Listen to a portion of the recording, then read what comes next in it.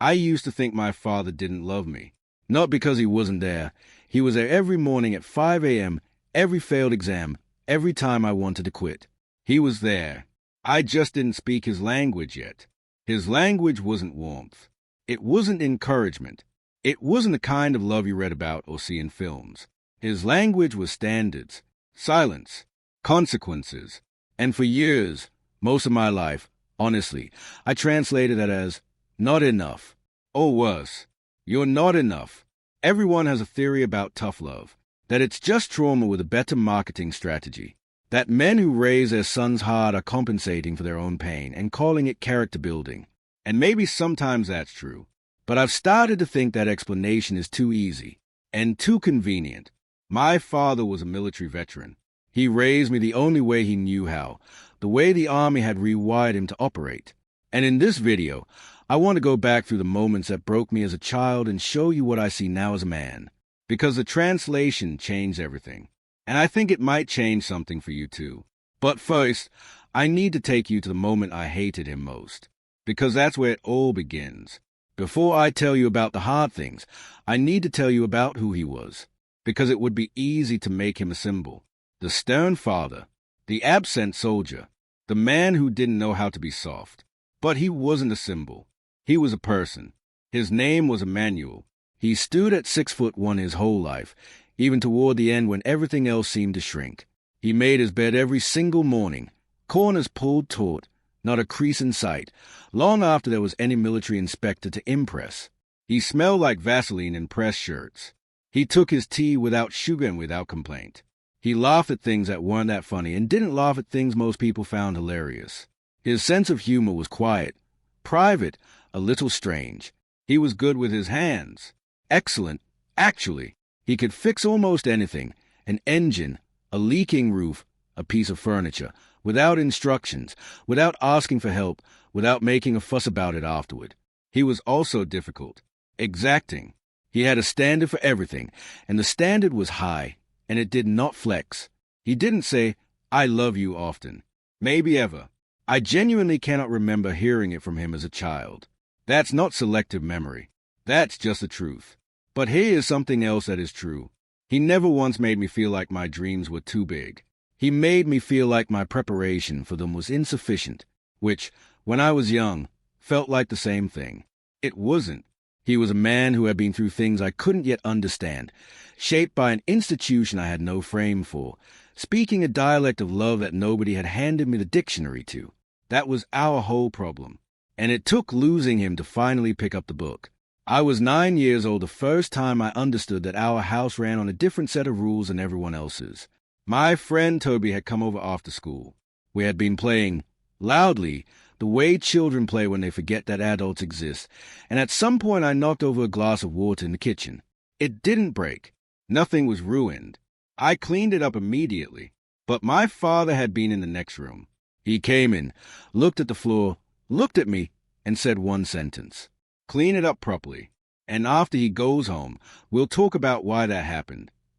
Not angry. Calm. Almost clinical. Toby looked at me the way you look at someone whose house is slightly haunted. We talked that evening. Or rather, he talked. He asked me to explain the sequence of events that led to the glass falling. Not as punishment. He wasn't shouting, but as analysis. As if a 9-year-old spilling water was a debrief-worthy incident. I remember feeling something I didn't have a word for then. I know the word now. It was shame. Not the healthy kind that comes from genuine wrongdoing. The other kind. The kind that comes from feeling like normal human clumsiness is a moral failure. I didn't tell my mother. I didn't understand why. But I knew instinctively that explaining it to her would mean choosing a side, and I didn't want that. So I just absorbed it. Filed it away. This was the first of many files I would spend the next 2 decades misreading. There is something the military does to people that civilian life rarely undoes. It isn't just about discipline, though discipline is part of it. It's about something deeper, the systematic replacement of individual emotional response with collective function. The Army doesn't teach you to ignore what you feel. It teaches you that what you feel is irrelevant to what needs to be done. When there is a mission, you complete the mission. When there is a man beside you who is falling behind, you do not coddle him. You demand more from him, because coddling him in training means burying him in the field. That is the logic of it. It is a logic built entirely on love, on the ferocious, brutal love of wanting someone to survive. But it is a love that does not translate easily to fatherhood, because a child doesn't need to survive a battlefield. A child needs to feel safe. A child needs to know they are enough as they are, even as they are being pushed to grow. My father never quite figured out how to do both at the same time. He knew the push. He was extraordinary at the push. The safety, the softness underneath the push. He kept that so far inside himself that I only found it after he was gone. The axe forgets, but the tree remembers. My father had been shaped by forces I would never fully understand. Whatever softness he once had, before the barracks, before the deployments, before the years of learning to separate feeling from function, was not lost. It was just buried, and he planted it in me instead. I just didn't know it was there. Let me give you 3 moments.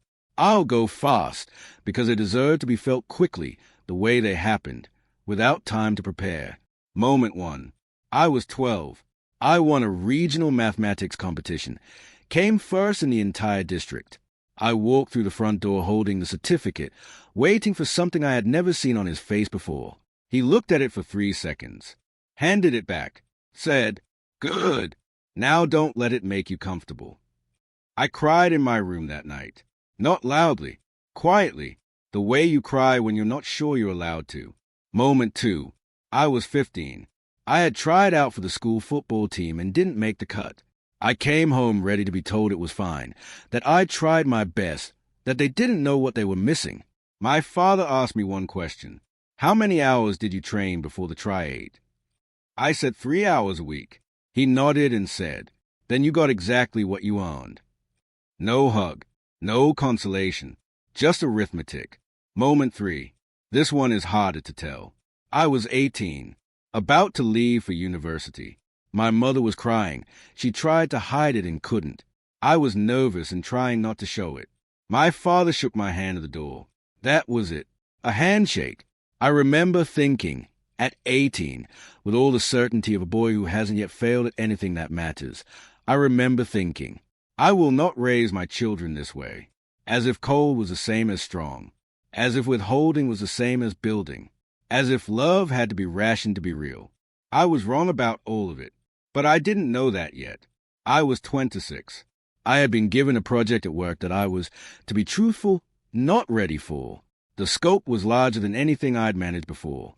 3 weeks in, I had made a serious error, the kind that costs money, erodes trust, and has your name attached to it in ways that follow you.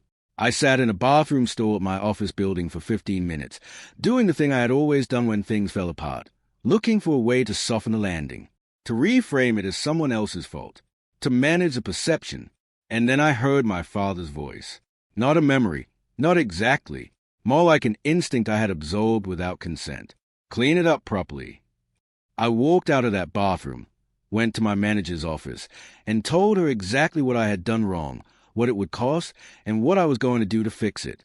No deflection, no softening, no management of perception, just the truth, stated cleanly, with a plan attached. She looked at me for a moment and said, "Okay, let's fix it." That was it. Crisis managed. Trust, oddly, increased. And I sat at my desk afterward and thought, where did that come from? It came from a 9-year-old boy being made to sit down and explain, calmly and without drama, the sequence of events that led to a glass of water falling. It came from being trained, relentlessly, to not look away from the thing that went wrong. A smooth sea never made a skilled sailor.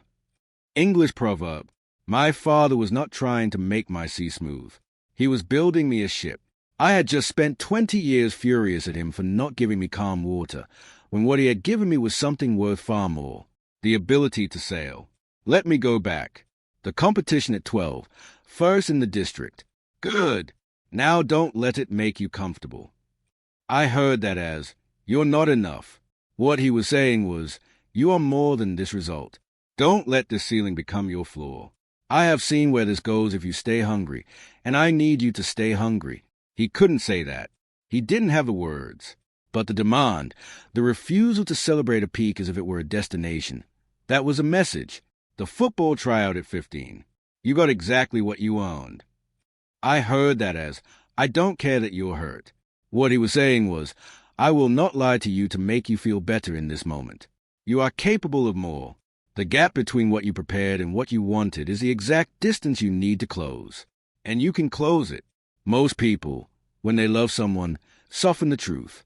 My father gave me the truth uncut because he believed I was strong enough to hold it. The handshake at the door at 18. I heard that as, this is all you are worth to me. A handshake.